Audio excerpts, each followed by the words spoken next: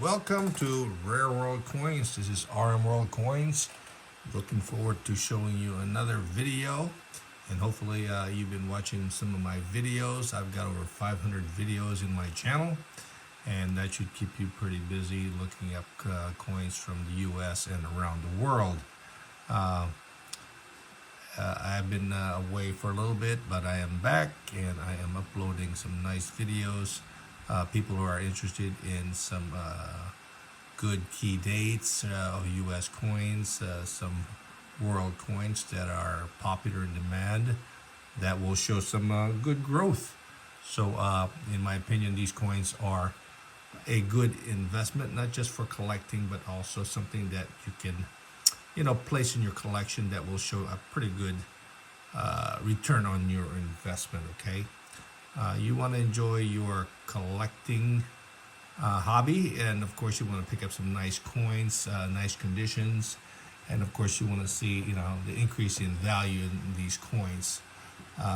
And then when you do decide to liquidate them, you should have a good return on your investment. So that's very important. Especially when you get to the point where you're retiring, or if you want to pass it down to your family, they'll be happy to receive a nice gift of rare coins from you. And then when they do decide to sell, they're not going to have a big problem. Okay, so what I have here today is a collection, a small collection of some key dates, Canada dollars, early dollars, that started from 1935, and of course I only go as far as 1967, which is basically the silver portion of the Canadian Silver Series. I like to collect just the key dates and high grades, so I'm going to show you some of these coins that I have that, and I am going to give you my opinion as to the best grades to pick up, the dates, and the conditions that you want to get on these coins. Some of these coins could be common in certain grades, but when you get into higher grades, 64, 65, they are in the thousands now. And it's extremely rare that I find, NGC or PCGS, early dates, like the key dates, the 45, 46, 47 in MS65 or better. Okay, so be watchful for those dates. But let's go through what I have here, and let's start off with a few of these coins and the type of coins that you're going to get. The Canadian series started in 1935, and of course they minted a lot in the first year. Excuse me, and a lot of them did survive the 1935. Okay, it's a different design. I don't have that available right now with me. I do have a 1936, which is the second year. This particular coin has a very good design on this one here, and this one here is more popular than the 1935. Extremely hard to find in grades 65, 66, and even 67. They will run you maybe $2,000 or $3,000 in that high grade. So if you do find a really nice one that can certify that high grade, definitely that's a keeper for you. But as far as picking it up in a nice BU, it should run about $40, $50. But when it gets to like Mint State 63, that'll run you about maybe $100. 64 it gets a little bit more, and when it gets to 65, then we're talking about a $400 or $500 coin. And of course, this particular date continues to increase in value. So this is a very nice type coin to get. It's a 1-year type coin, struck. This one here is a beautiful with nice full horizontal canoe lines on it. Nice luster, exceptionally clean of any contacts. So this is what you should try to acquire on your Canadian dollars, okay? So 1936 is a very good year to acquire, and it's rare in MS65 or higher, okay? And it gets pretty expensive. The 1935 first year you can pick up in 65 reasonably at 300. 66 is gets a little bit more expensive, and 67 definitely you'll be paying a couple $1,000. But the 1936 is the more popular design, and is widely in demand in Canada and worldwide as far as being collected. So this is a good date to acquire if you're a Canadian collector. The next one we have is the 37 or 38 Canada dollar. This is what you're going to get. Normally, just 2 years are not really nicely struck. They're kind of weak, especially on the edge. They're kind of broad struck on the edge, so the rims are not fully defined, and that's the problem with the 37 and the 38. The 37 has a higher mintage. The 38 is a little bit more, and low mintage around 80,000, which is a little bit of a key date. And of course, a 37 and 65 are better. I haven't seen too many. In 66, 65 you can pick it up for, like $400 or $500. But when you get to 66, 67, then we're talking about a couple of $1,000. The 38 in 65 would probably run you about $2,000 because that is more of a key date. The coin you're going to see it is nice white like this is what you want to get. Beautiful coin. The only date that has the only coins that you'll see that is fully struck, especially in the rims, are the specimen coins. Those are the equivalent of the proof coins struck in the U.S. And the specimen coins has better edge definition, okay? So it's fully struck, and we're talking about 5,000 to 20,000, depending if it's a 1937 or a 1938. A 38 is extremely rare in a specimen strike. But on the reverse, again, this one here is a 38. So this is a very nice key date, 1938, with around 80,000. And of course, many of these 1938 coins were circulated and melted down. So this one here is very nice with nice horizontal canoe lines on it. And that is what you want to see. Nice, full frosted white, just a gorgeous coin. Okay. And of course, a 38 in 65 or 66 or better is going to run you from $2,000 up to $10,000. Okay. So these coins are extremely rare and very high grade and very difficult to locate. So that's a very nice coin. Next one is a 1939. And of course, this is a commemorative 1-year type. This is when,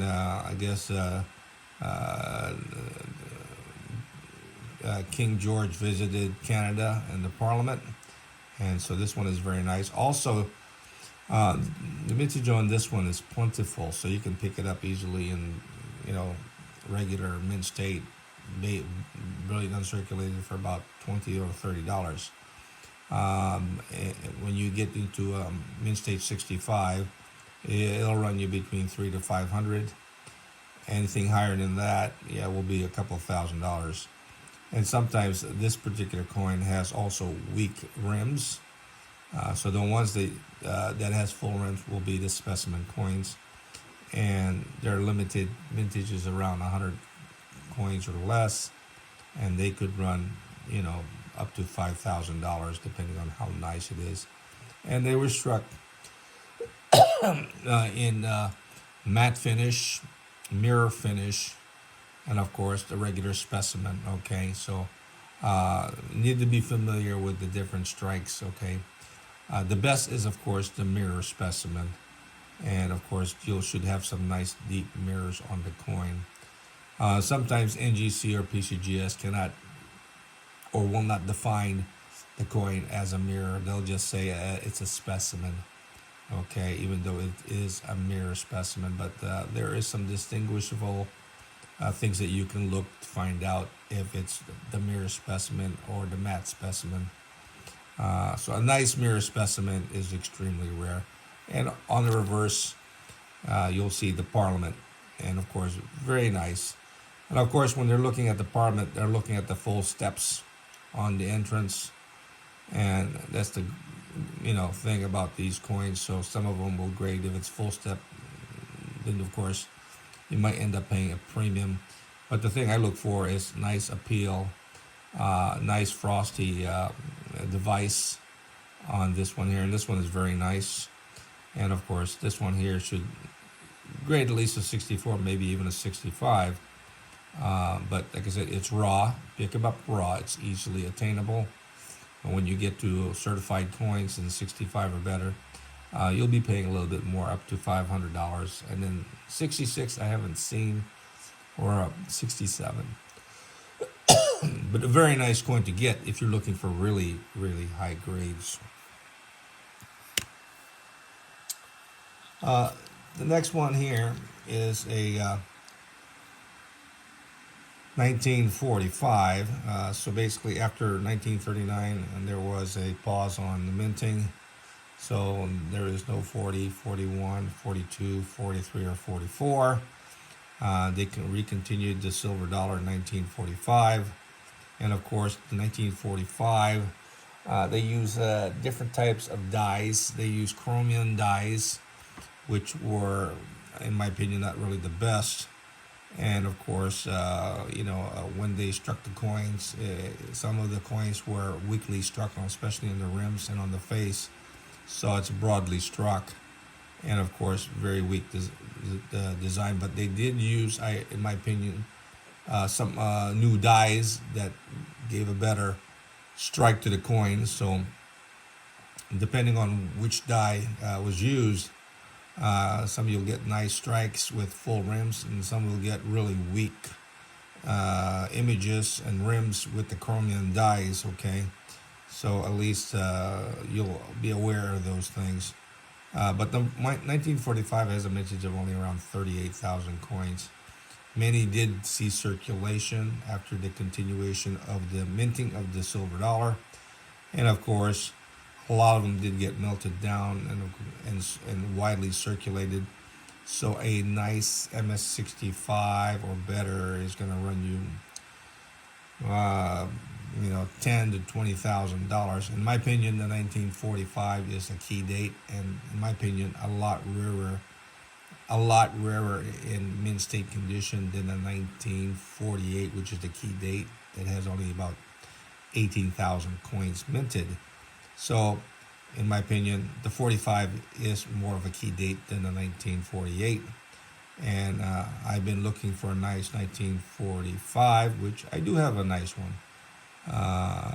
That used a better die to strike the coin. So, be familiar with the different strikes of the 1945. And of course, 1945 has the basic canoe on the reverse.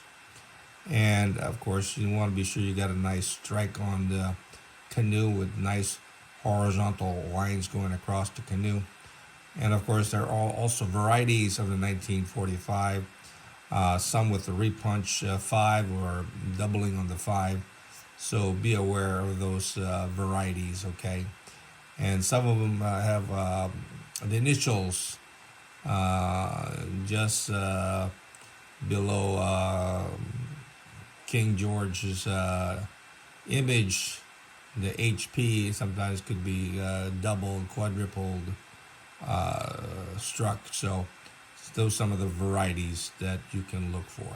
So 1945 definitely is one of the dates I would definitely look after, especially if you're looking for a nice key date. Next one we have is 1946, also a very nice coin. Mintage on this is a little bit higher. I think it's maybe around 80,000 coins. Yeah, considered also a key date. Yeah, very hard to find in 65 or better. So this particular date will run you several $1,000s in MS65. I haven't seen a nice one certified by NGC or PCGS in 65, and I'm pretty sure if you do see one in MS65 or better, then we're talking about $2,000 or $3,000 up to $5,000 for the coin. And hopefully it has nice appeal and not always darkly toned The majority of coins that I see in MS65 are darkly toned and unappealing, so I would kind of hesitate to purchase those coins, because when it's time for me to liquidate, the buyer most likely will hesitate on buying a coin that is heavily toned. Okay, so just be careful when you're shopping for these coins. Be sure you're very picky on the appeal of these coins. Again, this is a 1946, very good date. And of course, the same thing with the 1946. It does come weakly struck, so be aware of the type of strikes you can get. Always try to get one with a full strike, exceptionally clean face and field. And you'll see the normal die burns on the cheekbone and on the neck and also on the hair. That is something that you will normally see on these coins, because the coins are not fully struck. But if you do find one with a fully struck hair and no die burns, then that's a very nice coin, especially if it's exceptionally mint state 65 or better. Okay, so 46 is a good date to acquire and add to your collection.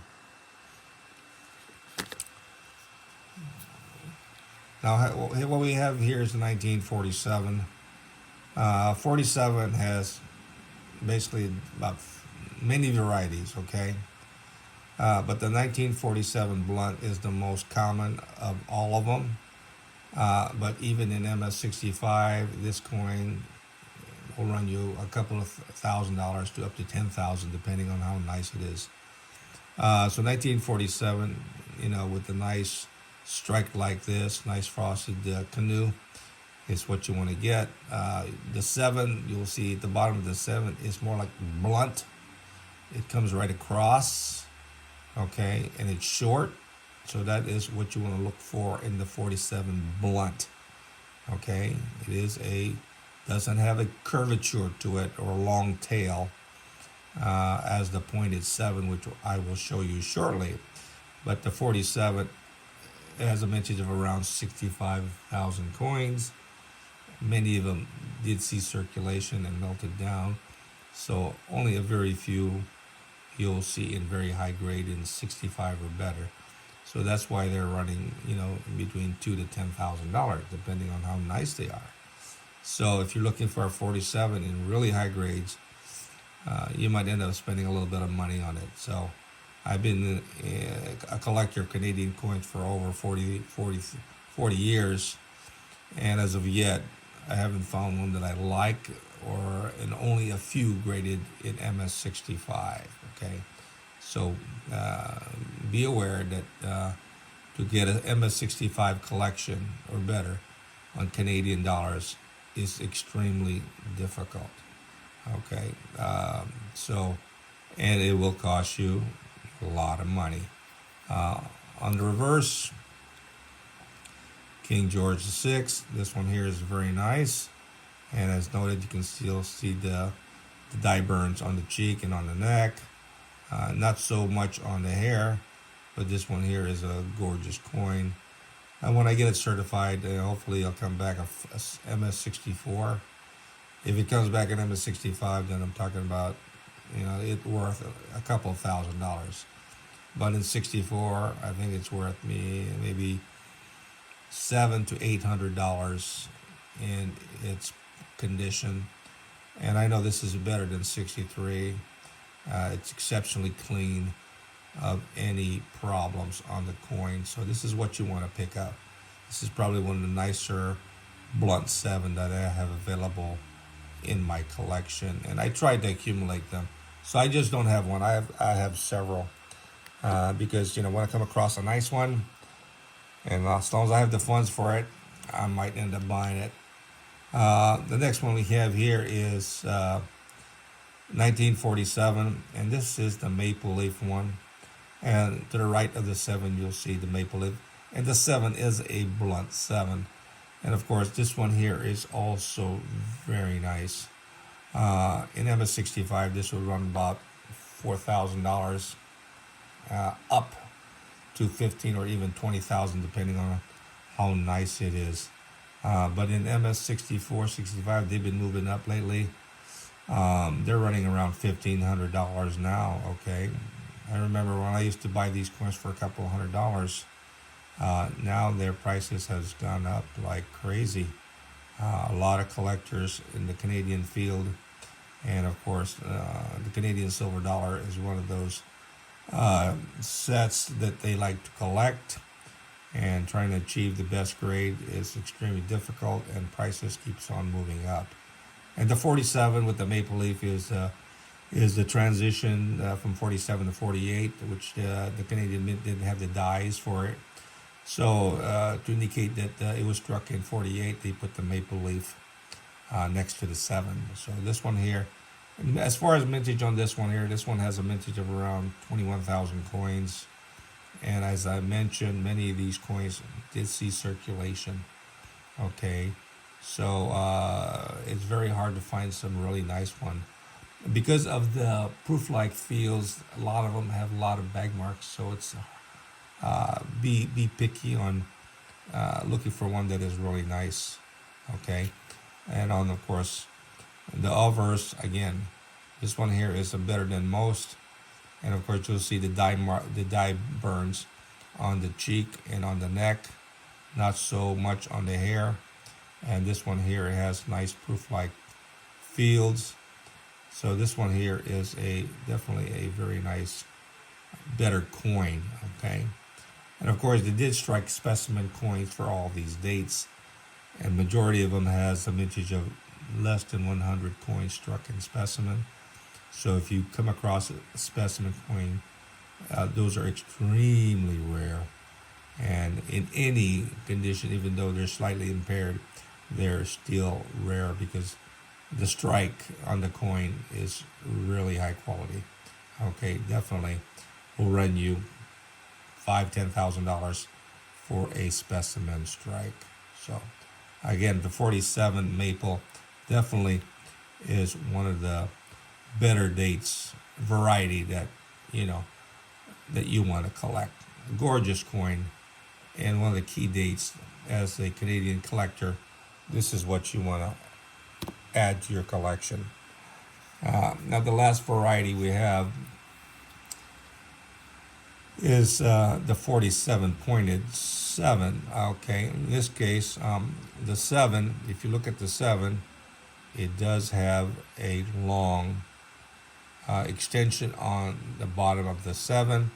It curls up, and that is it's not the blunt 7, so that is what you want to look at on that 7. So this is the scarcer of the 3, and of course this one here is hard to find in really nice condition. This one here is not too bad, very nice, better than most, exceptionally clean of contacts, nice horizontal line. And like I said, the 7 is the longer one. As far as mintage, this one here is still unknown in my opinion. Nothing specific, but I would estimate probably around 10 to 15,000 coins were struck with the pointed 7. And this one here is the most expensive of the 3 major varieties: the blunt, the maple, and the pointed. This is the more expensive of the 3, and in 65 or better, we're talking about $15,000 to $20,000 probably if it was MS65 or better. I haven't seen one in MS65 in a long time. Very hard to find. King George here looks nice. This one here has a better strike as far as the dye burns, not as significant on the jaw and on the neck. So this one here is a very nice coin. I would grade it probably a nice 63. So this is a gorgeous piece. Right now in MS63, this coin is, you'll see this on eBay selling between $15,000 and $2,000 for this particular coin. So a nice coin to add to your collection if you are wanting to collect Canadian silver dollars. Definitely one that you want to put aside, and the value of these coins will continue to increase, so you can't go wrong. The last one we have here, we're skipping to 1948. 1948 is the key date. Mintage on it is about 18,000 coins. Circulated 1948 will run you between $15 to $2,000, and anything better than that could even run you a little bit more. There are MS64 that'll run 6,000 to 7,000, and MS65 will run you, probably 20, 30,000 if it's really nice. Okay, I do have two. They're both certified MGC PCGS. Very nice, but since they're not in capsules like this, I'll just put them aside for now and just talk about it. The last we have here is the 1949. Now the 1949 is a common date. They took exceptional care on how they minted it and how they handled it. So the majority of these coins you'll see in really pristine condition, nice gem BU proof-like. So you'll see a lot of these coins readily available. Many were kept, so many survived. And you can pick these up for like $40, $50 in really nice condition, okay? When you get into 66, 67, you can still pick them up for a couple of $100 in this particular grade because they're plentiful, okay? So if you're looking for a type, you could get yourself a nice BU. They all look like they're proof-like. They got nice mirror fields, and so they're exceptionally well struck, nice rims, and of course, in the reverse, you'll see it's a 1 year type. You'll see the ship. Okay, so that is a 1 year type for this coin, and of course the strike. And the fields are always gorgeous on these 1949. Very popular coin, highly desirable, easily attainable, 1 year type. So this one here, don't stress about getting high grades. There are plenty high grades. Okay, but if you really want to get, in 65, you can pick it up for a couple $100. 66 is a little bit more. 67, then we're talking about a little bit higher price, maybe $500 to $800. Okay, specimens, true specimens. Sometimes the specimens are not really specimens; they're just high grade proof-like. Okay, so don't get. Be careful. Be sure you get it certified that it is a true specimen, because a true specimen is going to run you probably around between 2,000 and 5,000, depending on how nice the coin is. But the 49 is a very nice coin. Okay, but it is a common coin, easily attainable. There's a lot, so this one here, you can take your time acquiring it. So this I have 2, 4, 6, 8, 9 coins that you can add to your collection. And if you like Canadian dollars, like I said, these are very nice choices. These coins will continue to increase in value. Just be picky. Be sure you get ones that are very nice, appealing coins, minimum bag marks. And don't forget, there are die burns on the coins. Don't, if the die burns are not significant, you can still pick those up, okay? That is not a wear, okay, on the coin, okay? If you're looking at the high points, right, if it's worn down, you should be able to tell that from a die burn, okay? These are beautiful coins. These are rare coins in high grades. These coins, in my opinion, will continue to increase in the value, okay? So if you want to type, just the key dates. Just pick up the best you can afford at the time. Try to minimum get them in mint state condition, MS60 or better, okay? And that's the way you want to get because when it's time for you to sell, a circulated coin is likely to get discounted. Okay, so an uncirculated coin, hopefully you'll get a good price plus a premium over what you paid for it. Hopefully you like the Canadian silver dollar to collect. A very nice collection if you want to complete the whole collection that is still attainable. This will help grow your collection, its value, and you'll have a very nice collection. And then when you do retire, it'll give you a nice return on your investment. Well, hopefully this information helps out. And if it does, that's the main goal, is to help you know what to buy and why you're buying it, okay? Don't just go buy and don't know about it. Do your due diligence and do your research on the coin, the date, the way it's struck, because those are the things that will determine the value of the coin, okay? And definitely, if there is the demand for the coin, it will always continue to increase.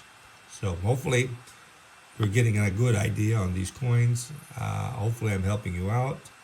Hopefully you like what you see. So please subscribe to my channel, like, share, ring the bell so you'll get notified when I have new videos that I have online for you.